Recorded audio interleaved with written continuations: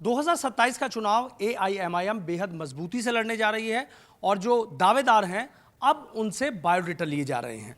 क्या एआईएमआईएम की पूरी रणनीति है, किस तरीके से 27 का चुनाव रहेगा, इसी पर खास बातचीत करने के लिए हमारे साथ एआईएमआईएम के प्रवक्ता शादाब चौहान है। शादाब जी, बड़ी मजबूती से लड़ने जा रहे हैं, कुछ आपने एक विज्ञापन टाइप निकाला है, अपने बायोडेटा ले रहे हैं, क्या क्राइटेरिया है प्रत्याशी का?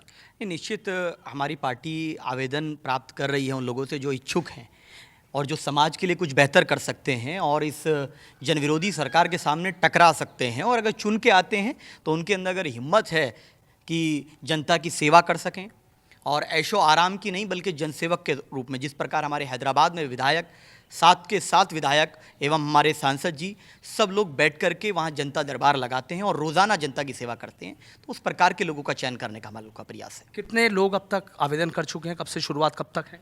नहीं, अभी हम लोगों ने शुरू किया है और पिछले एक हफ्ते के अंदर अंदर ही लगभग 60 लोगों के आवेदन आए हैं और अब तो कांवड़ की वजह से कुछ चीज़ें रुकी हुई भी थी, रास्ते भी बनते, तो प्रक्रिया और तेज़ी से होगी। उसके बाद शॉर्टलिस्ट करेंगे, मेरठ हो, मुरादाबाद हो, सहारनपुर हो, यहाँ से एक एक सीट से कई कई लोगों के हम लोग को प्राप्त होने शुरू हो गए हैं। और ये इस बात का प्रमाण है कि बैरिस्टर ओवैसी साहब को वोट देने का जनता मन बना चुकी है और लोगों में एक उत्सुकता है कि हम लोगों में भी बैरिस्टर ओवैसी साहब और पतंग का निशान आए, क्योंकि पब्लिक तो पतंग का निशान देख रही है और वो ये मान चुकी है कि जिस गठबंधन में ओवैसी साहब होंगे हम लोग उसको देंगे और जिसमें बैरिस्टर ओवैसी साहब नहीं होंगे उसको ठगबंधन से ज़्यादा कुछ मानने तैयार नहीं। अच्छा, एक बात और मुझे बताइए, आप जो अतीक अहमद के बेटे के इंतकाल में आपके प्रदेश अध्यक्ष शौकत अली साहब तो पहुंचे थे वहाँ? निश्चित इसलिए पहुंचे थे कि अगर किसी का इंतकाल हो जाता है, वो भी सड़क दुर्घटना में, वो हमारे दल में रहे हैं, तो हम लोग संवेदना प्रकट करने पहुंचे थे, उस पीड़ित परिवार के साथ पहुंचे थे कि देखिए जो व्यक्ति इस दुनिया में नहीं है, वो पूर्व सांसद के पुत्र का अगर सड़क दुर्घटना में इंतकाल हो जाता है तो ये तो दुखद है।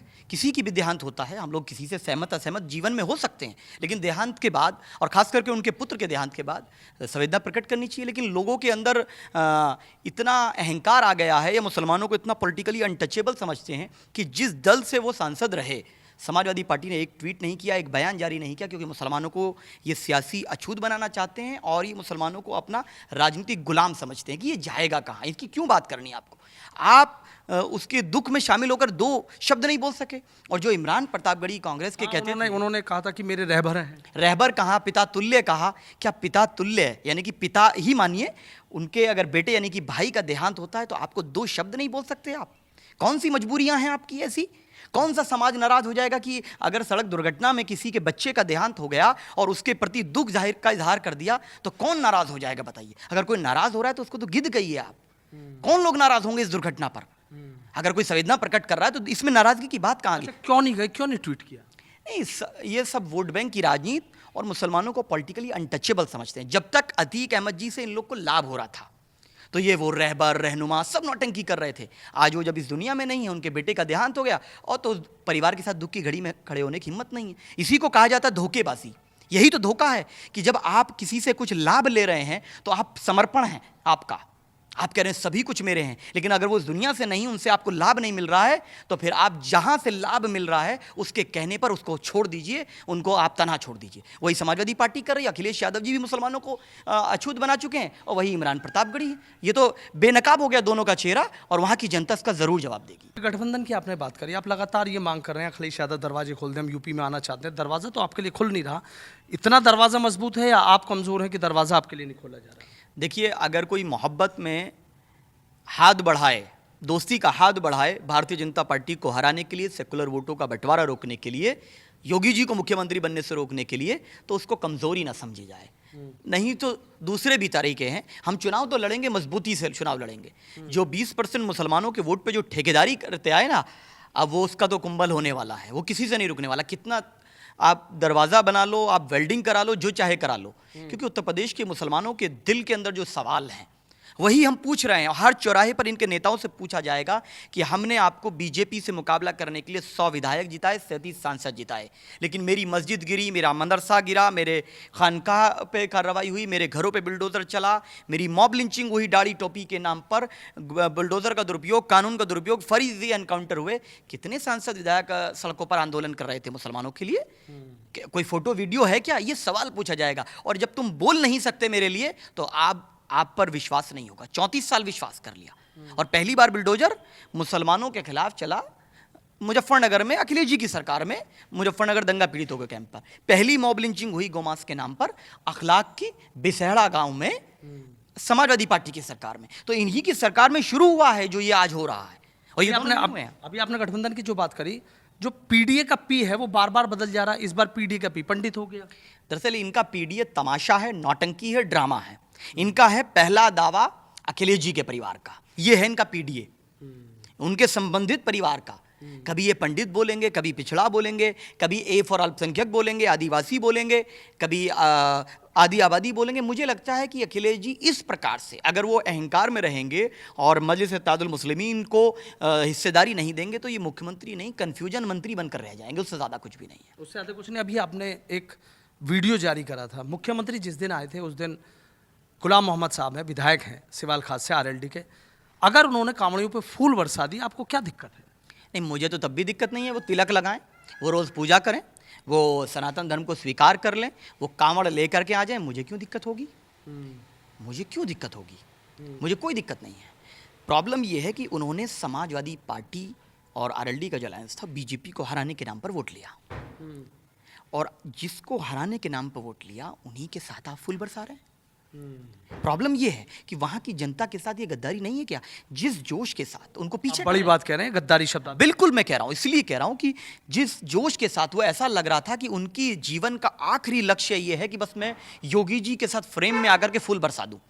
पीछे धकेला जा रहा है उनको, बीजेपी के नेता पीछे कर रहे हैं, बार बार वीडियोस अवेलेबल हैं। आप बताइए कि जिस जोश के साथ वो ये कार्य कर रहे थे, उसी जोश के साथ जब मुकदमा दर्ज करने की बात हो रही थी नमाजियों पर, 2 मिनट की नमाज पे, जब उनके मुंह से एक शब्द निकला, जब वो जोश दिखा, जब फूल बरसाए, ये हिम्मत है फूल बरसाने की कि अब मुसलमानों के घरों पे बुलडोजर चले हों, कार्रवाई हो, वंदे मातरम पर कानून आया हो जो कि तौहीद के खिलाफ था, ईमान के तौहीद के खिलाफ था, उस पर एक शब्द बोलने की हिम्मत है गुलाम साहब की? अरे जब आपकी उस समाज के लिए बोलने की हिम्मत और हैसियत नहीं है जिसने आपको विधायक बनाया है, तो फिर आप फूल बरसा के क्या संदेश देना चाहते हैं? और लिख लीजिए, सियासी तौर पर उन्होंने न सिर्फ अपना नुकसान किया है बल्कि लोगों के मन से ऐसे जनप्रतिनिधियों के लिए विश्वास भी खत्म कर दिया है। मुश्किलें खड़ी कर देंगे क्या आप उनके लिए? मैं नहीं, सिवाल की जनता उनकी जमानत जब्त कराएगी, ये लिख लीजिए, क्योंकि तौहीद के साथ कॉम्प्रोमाइज हो रहा है। वंदे मातरम अगर पढ़ने पे बाध्य किया जाएगा तो तौहीद के साथ कॉम्प्रोमाइज है। हम रिस्पेक्ट करते हैं। आपको लगता है उन्हें फूल नहीं बरसाने चाहिए थे? नहीं, वो फूल बरसा रहे हैं, लेकिन जब मुसलमानों पे इश्यूज, जिस समाज का वोट लिया है आपने और जिनको हराने के लिए वोट लिया है, उनके साथ मिलकर के आप फूल बरसा रहे हो, और जिस समाज ने वोट दिया था उसके पर अत्याचार हो रहा है और जितनी समस्याएं उनके पर आ रही हैं, तो आप खामोश और उनके साथ आप एंजॉय कर रहे हो। तो इसी को तो सियासी गद्दारी कहते हैं। आपको सिवाल खास से भी कुछ लोग आए हैं आवेदन? हाँ बिल्कुल आवेदन आए हैं, लेकिन हम उनके अभी नाम नहीं बताएंगे ना। आवेदन आए हैं और जरूरत पड़ेगी तो चुनाव बिल्कुल लड़ेगी पार्टी, क्यों नहीं लड़ेगी। ठीक है, बहुत बहुत शुक्रिया। तो देखिए, एआईएमआईएम के प्रवक्ता हैं शादाब चौहान, जो आरएलडी के एमएलए हैं सिवाल खास विधानसभा से, गुलाम मोहम्मद, मुख्यमंत्री के कार्यक्रम में कांवड़ियों पर फूल बरसाने पर उन पर भी भड़क रहे हैं, अखिलेश यादव को भी सुना रहे हैं और ये भी कह रहे हैं कि 27 का चुनाव एआईएमआईएम बेहद मजबूती से लड़ेगी। और अखिलेश यादव भले ही दरवाजे ना खोल रहे हों, लेकिन गाँव में कहावत कही जाती है कि कुंबल से बहुत कुछ हो जाता है। वीडियो जर्नलिस्ट समीर राणा के साथ सनुज शर्मा, न्यूज़ लीडर, मेरठ। अच्छा, एक बात और मुझे बताइए, आप जो अतीक अहमद के बेटे के इंतकाल में आपके प्रदेश अध्यक्ष शौकत अली साहब तो पहुंचे थे वहाँ? निश्चित इसलिए पहुंचे थे कि अगर किसी का इंतकाल हो जाता, वो भी सड़क दुर्घटना में, वो हमारे दल में रहे हैं, तो हम लोग संवेदना प्रकट करने पहुंचे थे, उस पीड़ित परिवार के साथ पहुंचे थे कि देखिए, जो व्यक्ति इस दुनिया में नहीं है, वो पूर्व सांसद के पुत्र का अगर सड़क दुर्घटना में इंतकाल हो जाता है तो ये तो दुखद है। किसी की भी देहांत होता है, हम लोग किसी से सहमत असहमत जीवन में हो सकते हैं, लेकिन देहांत के बाद, और खास करके उनके पुत्र के देहांत के बाद, संवेदना प्रकट करनी चाहिए। लेकिन लोगों के अंदर इतना अहंकार आ गया है, या मुसलमानों को इतना पॉलिटिकली अनटचेबल समझते हैं कि जिस दल से वो सांसद रहे, समाजवादी पार्टी ने एक ट्वीट नहीं किया, एक बयान जारी नहीं किया, क्योंकि मुसलमानों को ये सियासी अछूत बनाना चाहते हैं और ये मुसलमानों को अपना राजनीतिक गुलाम समझते हैं कि ये जाएगा कहाँ, इसकी क्यों बात करनी है आपको। आप उसके दुख में शामिल होकर 2 शब्द नहीं बोल सके। और जो इमरान प्रतापगढ़ी कांग्रेस के कहते हैं, उन्होंने कहा था कि मेरे रहबर हैं। रहबर कहा, पिता तुल्य कहा। क्या पिता तुल्य है? यानी कि पिता ही मानिए, उनके अगर बेटे यानी कि भाई का देहांत होता है तो आपको 2 शब्द नहीं बोल सकते आप? कौन सी मजबूरियां हैं आपकी ऐसी? कौन सा समाज नाराज हो जाएगा कि अगर सड़क दुर्घटना में किसी के बच्चे का देहांत हो गया और उसके प्रति दुख जाहिर का इजहार कर दिया, तो कौन नाराज हो जाएगा बताइए। अगर कोई नाराज हो रहा है तो उसको तो गिद्ध कहिए आप। कौन लोग नाराज होंगे इस दुर्घटना पर? अगर कोई संवेदना प्रकट कर रहा है तो इसमें नाराजगी की बात कहां गई? अच्छा, क्यों नहीं गए, क्यों नहीं ट्वीट किया? नहीं, ये सब वोट बैंक की राजनीति और मुसलमानों को पॉलिटिकली अनटचेबल समझते हैं। जब तक अतीक अहमद जी से इन लोग को लाभ हो रहा था तो ये वो रहबर रहनुमा सब नौटंकी कर रहे थे। आज वो जब इस दुनिया में नहीं है, उनके बेटे का देहांत हो गया और तो परिवार के साथ दुख की घड़ी में खड़े होने की हिम्मत नहीं है। इसी को कहा जाता है धोखेबाजी। यही तो धोखा है कि जब आप किसी से कुछ लाभ ले रहे हैं तो आप समर्पण हैं आपका, आप कह रहे हैं सभी कुछ मेरे हैं, लेकिन अगर वो इस दुनिया से नहीं, उनसे आपको लाभ नहीं मिल रहा है तो फिर आप जहां से लाभ मिल रहा है उसके कहने पर उसको छोड़ दीजिए, उनको आप तनहा छोड़ दीजिए। वही समाजवादी पार्टी कर रही है, अखिलेश यादव जी भी मुसलमानों को अछूत बना चुके हैं और वही इमरान प्रतापगढ़ी है। ये तो बेनकाब हो गया दोनों का चेहरा और वहां की जनता इसका जरूर जवाब देगी।